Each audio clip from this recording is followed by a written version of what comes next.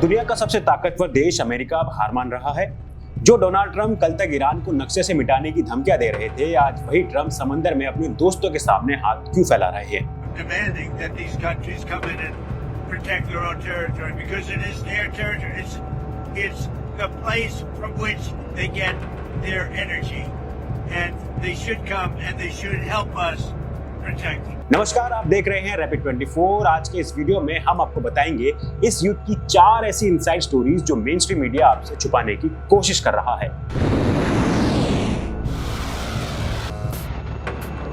सबसे पहले बात करते हैं खार्ग आइलैंड की, जहां से इस पूरे नए बवाल की शुरुआत हुई। आखिर ये खार्ग आइलैंड कहां है और इतना अहम क्यों है?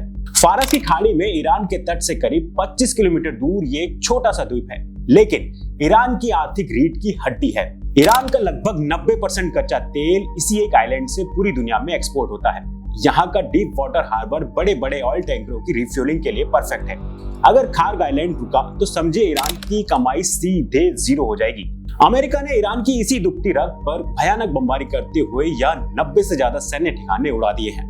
ट्रंप कैमरे के सामने आकर कह रहे हैं कि हमने सब कुछ निस्तेनाबूद कर दिया है, लेकिन दोस्तों ध्यान देने वाली बात यह है कि अमेरिका ने खार्ग के ऑयल इंफ्रास्ट्रक्चर यानी कि जो तेल के कुएं हैं उनको बिल्कुल भी नहीं छुआ है, और यहीं पर अमेरिका का सबसे बड़ा डर छुपा है, जिसका कारण आज ट्रंप को ब्रिटेन और फ्रांस जैसे देशों से मदद की भीख मांगनी पड़ रही है। आखिर अमेरिका जैसी सुपर पावर मदद क्यों मांग रहा है? इसके 3 सबसे बड़े राजनीतिक कारण समझिए। पहला, खार्ग आइलैंड का खौफ और हॉर्मुज का चक्रव्यूह। ईरान ने साफ चेतावनी दी है कि अगर खार्ग आइलैंड से ईरान का तेल जाना बंद हुआ तो वो स्ट्रेट ऑफ हॉर्मुज को पूरी तरह चोक कर देगा। हॉर्मुज का रास्ता सिर्फ 2 मील चौड़ा है।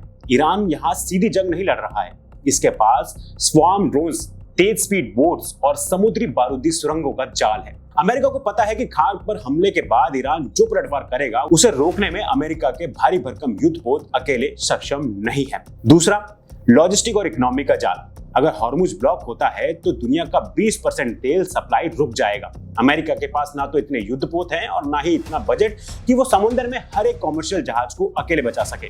तीसरा, ट्रंप की बर्डन शेयरिंग पॉलिसी। ट्रंप का साफ कहना है कि इस रास्ते से जाने वाला तेल फ्रांस, ब्रिटेन, जापान और चीन की इकोनॉमी चलाता है, तो फिर इस युद्ध में अपने जहाजों का नुकसान और जोखिम सिर्फ अमेरिका अकेले क्यों उठाए? यही वजह है कि खार्ग आइलैंड पर बमबारी करके अमेरिका फंस गया है। लेकिन फ्रांस जैसे देशों ने साफ मना कर दिया है कि खार्ग पर बम तुमने गिराए हैं, रायता तुमने फैलाया है, हम अपने जहाज यहाँ बलि चढ़ाने के लिए क्यों भेजेंगे?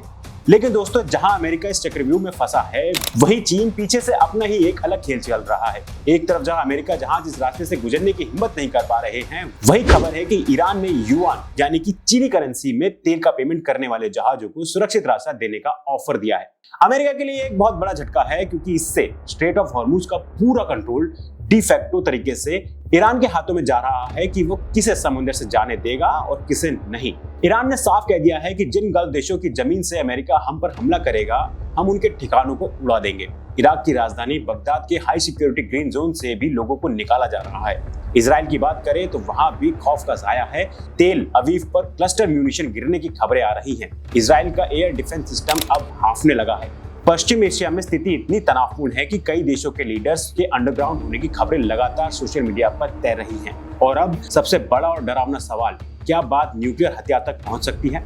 ईरान ने सीज फायर के लिए ऐसी शर्तें रखी हैं जो अमेरिका कभी नहीं मानेगा, जैसे पश्चिम एशिया से अमेरिका बेस हटाना और युद्ध का पूरा हर्जाना देना। दोनों पक्ष पीछे हटने को तैयार नहीं है। जियोपॉलिटिकल एक्सपर्ट्स मान रहे हैं कि शायद इजराइल इस मौके की तलाश में है कि फॉल्स फ्लैग ऑपरेशन हो, ताकि उसे ईरान के खिलाफ कोई बड़ा और निर्णायक कदम, शायद एक टेक्निकल न्यूक्लियर स्ट्राइक उठाने का बहाना मिल जाए। कुल मिलाकर ये युद्ध अब सिर्फ अमेरिका और ईरान का नहीं रह गया है। यमन में हुती विद्रोह भी पूरी तरह से तैयार बैठे हैं। आने वाले कुछ दिन इस दुनिया की अर्थव्यवस्था और शांति के लिए बहुत क्रिटिकल होने वाले हैं। आपको क्या लगता है, क्या ट्रंप इस युद्ध को कंट्रोल कर पाएंगे या फिर ये तीसरा युद्ध बनकर ही थमेगा? कमेंट करके अपनी राय जरूर बताएं। अगर आपको ये एनालिसिस पसंद आया हो तो वीडियो को लाइक करें और जियोपॉलिटिकल की ऐसी ही दमदार खबरों के लिए रैपिड 24 को सब्सक्राइब करना ना भूलें। मिलते हैं अगली वीडियो में।